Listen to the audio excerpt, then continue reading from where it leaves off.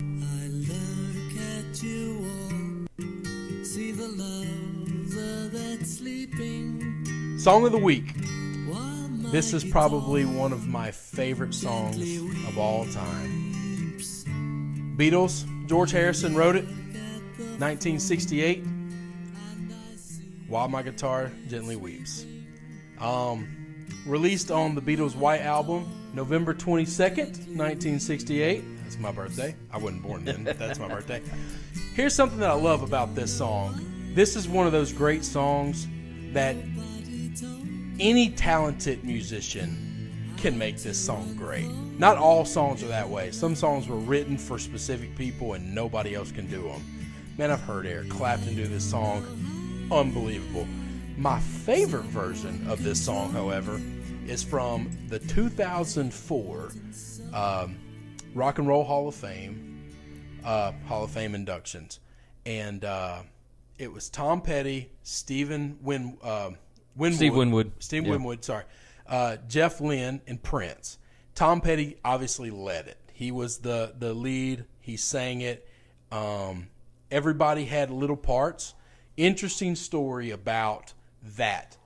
Throughout all the rehearsals, Steve Winwood made it clear, I'm doing the big guitar solo. This is mine. This is my show. I'm doing this. I want this part. And everybody kind of stepped back. And they have who I believe is the greatest guitar player of all time sitting right there in Prince. Yeah. And Prince says nothing. And every rehearsal they went through, Winwood did the solo at the end. Winwood did the solo at the end. And nobody said a word. When the show actually happened, you see this and you watch the YouTube video and you go back and look at it. When it gets time, you almost see Winwood kind of like take a step forward, but then you see Prince take a big step. And if you watch the lighting, even the spotlight guy was like, we're going over here. We're not going over there. And Prince just said, no, sir. No, sir. I wasn't going to fight you during all the solos, but now that the cameras are on, this is mine. And it is one of the most unbelievable guitar solos of all time. You've got Tom Petty singing. You've got Prince wailing away. Neither one of those guys are with us anymore. R.I.P. Unbelievable. That might be my favorite rendition of this song. Not from the guy that wrote it, not from one of the greatest bands of all time, but just a group of unbelievable rock guys getting together. Yeah. I just love this song. Was that, you said Jeff Lynne. Yeah, Jeff Lynne. Was Jackson Browne in on that? I think he was one of the ones singing, wasn't he? Well, he was one of the four headlining singers. When they did the Hall of Fame, you had those four guys up front, and it was kind of sad. You had Winwood and Tom Petty kind of front and center. Yeah. And Lynn was off to the left-hand side, and most of the video, you don't even know that Prince is in there. He's off to the side, man. I mean, he's in Siberia. And I'm thinking, whoever put this together made a mistake. This is where we need to take over things. And, hey, logistics. Steve, can you step to your right and another step, and then another step, and then two more steps? And Prince, you take about 5 steps to your left. All right, now we're good. We're good. now we're lined up. We're fine. We're all good. I like it. Where this going to lead us into the hot takes. Hot takes? I'm going to start off with my hot take. And I didn't really know how to word this, but it's just the way it is. We all, and I'm going to speak for myself here. I complain about the NBA. We talked about it earlier. The NBA is broken. Listen to the whole podcast. You'll know that. When we think it's ridiculous that the NBA season hasn't even started. We're barely into the off season of the NBA, and there are only 3 or 4 teams that have a chance to win the championship. Yeah. And we all hate that. Unless you're a fan of one of those teams, most people think this is not working, this is ridiculous, this is awful. A sport we all seem to love, college football, it ain't a whole lot different, bro. I would venture, how many teams do you honestly believe right now have a chance to win the college football championship, the playoffs, right now for this coming year? I mean, that's a good question. What, 4, 5, 6, maybe? I think if you say 6, you're stretching. Yeah, we might be stretching. I think you're being, if we all going to be honest, I think you're stretching. Okay, and not All only right, well then tell me this. okay. Where did everybody have Georgia ranked at the beginning of last season? I'm not worried about. We're having a different conversation. Did they win it? No, Georgia, but they were one play away.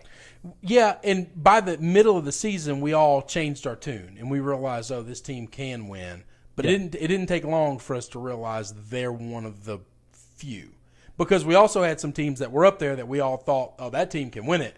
And then pretty quickly on, we were like, no, they're not going to win. Yeah, we thought Washington would be better than they were. So my problem is this. In college basketball, or the NBA and college football are very similar in how they're structured. 80% of the games are irrelevant and garbage. The majority of the games played are not entertaining to watch. You've got big teams versus little teams all the time. That's true. Where they're just blowouts. The only reason it's meaningful is because guys like us are degenerates, and we wonder, will they beat them by 32 or not? That's it. That's the only reason we care about it. And I just think we got to figure out a way to be better than that. Not only is that a problem, here's the other reason why college football might be a little worse than the NBA in this factor. You have 130 of those 150 teams that if they go undefeated, they still wouldn't be considered national champions. At least if the crappy Grizzlies do something miraculous and just play balls out great, They can win the playoffs. They're going to win the championship. I wouldn't say 130. So there's 132 or 130 FBS teams. I was working on 150, and I figured there's 20 of them that could go undefeated and win it. Everybody else, you don't even get invited to the dance. The 54 Power 5 teams. If Vanderbilt went undefeated, you think we'd put them in? Yeah, because they'd win the SEC championship. I think they would make the playoffs. Alabama didn't make the SEC championship, and they made it in. But if they're undefeated, then obviously by rule they would be in the SEC championship game. I'm just saying. Alabama didn't go undefeated last year. That's right. So, that's the thing. But I'm with you on that. But if they go undefeated, now the odds of any of the the majority of those Power 5 teams going undefeated are so I'm exaggerating a little bit. But think about how many teams could legitimately win every game they have. Well, there's 64, irrelevant. There's 64 Power 5 teams. Okay. So 130 minus 60, we'll say around 70 teams. Yeah, literally should not show up to play if we're talking about the reason we play is to win championships. Yeah, it's 66, 64 is pretty 130. Awful. That's More than half of the teams in Division I football basically have no shot. They're playing for nothing. They're literally just playing for TV dollars and entertainment value. We both agree it's a that hobby. It's flag football. It should be split. Like if they're going to do it like this, it should be split. Right? There should be an FBS 1 and FBS 2. No, I disagree on that. I think we should have an 8 to 16 team playoff. We've went through that before. I think 16 teams, if you win your conference, it's just like the tournament. If you win your conference, you get a seat at the dance. And if you pull out the miracle and you beat number 1 overall seed Alabama, then brother, congratulations. Yeah. You got a feather in your cap for the rest of your life. You might not win it, but you got if you win it, you win it. But you earned it on the field. That's true. Okay, that could be interesting. My hot take is college football no better than the NBA. They're both garbage, and you got to get your act together.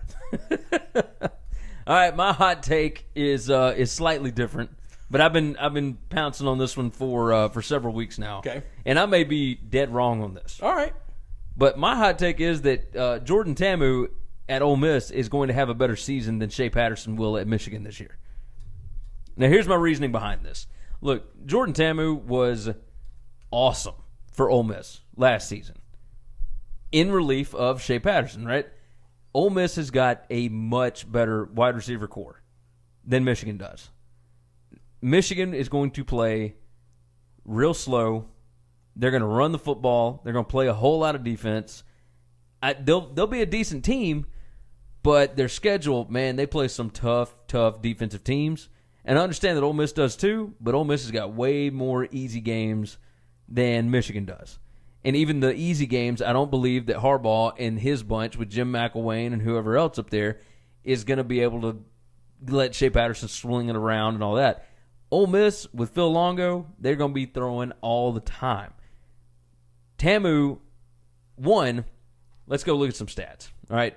Shea Patterson, for his career, is a 60.7% completion percentage.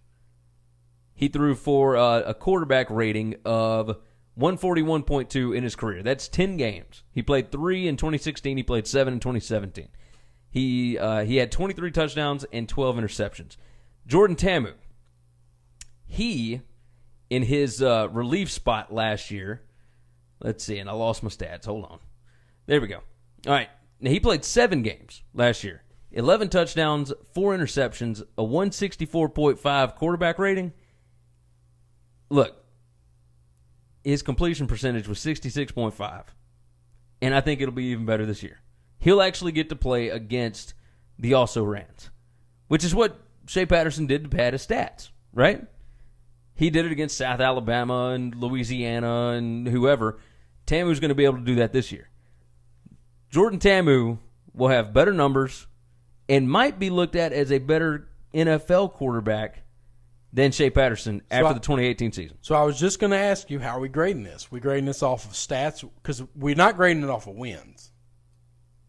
I think you're not going to grade off wins. No, don't say that. We're not grading off wins. Although I think they both could be pretty close. No. Could you see Ole Miss going 7-5 this year? No. What do you think? Okay. All right, so if they go 7-5, Michigan right now looks like they're probably going to be an 8-4 team. Here's 75, 84 ain't much different. Here's my problem with this, Gary. I don't think that's a hot take at all. I think everybody at Ole Miss agrees that Tamu's a better quarterback after what they saw last year. And all those numbers that you get. And then also, Shea Patterson's coming off of an injury. So, it would be more of a hot take if you said Patterson is going to play better than Tamu this year. I think nationally the take is that Shea Patterson the only reason that is because Shea Patterson got talked about because of the transfer. We're not talking about Tamu because he's in Oxford. Nobody around the country cares about that. And this guy went to Jim Harbaugh, Michigan, Ann Arbor, the largest school in the country. Like, that's the reason why nationally one guy gets talked about and the other guy doesn't. But when you actually look at like college football guys, how many college football guys do you actually think? Do you think it's a coin flip? Because if a coin flip, it's not a hot take. Coin flip, it can't be a hot take. But I don't even think it's a coin flip. I think the majority of real college football guys say, yeah, Tamu's better. We think he's better from what we've seen on the field. I think you might be right. I'm just saying, I don't think what you're saying is wrong. The casual fan, the majority of people that listen to our show, I would guarantee you would talk more about Shea Patterson being a better quarterback. You don't credit our listeners as much. I don't disrespect our listeners by discrediting their opinions. I absolutely think they are smarter than that. They are smarter than that. They're better. They know better than that. If you didn't already know, you heard it here first. I don't know that you heard it here first. You probably heard it somewhere else before. All of these people heard it before if they listen to college football folks. But right here, right now. Okay, we're right here, right now. You heard Gary say it. You heard me say it, and I'm sticking to it. That's his hot take. That's my hot take. It's hot. It might cook an egg. It's sizzling. Maybe. Sizzling.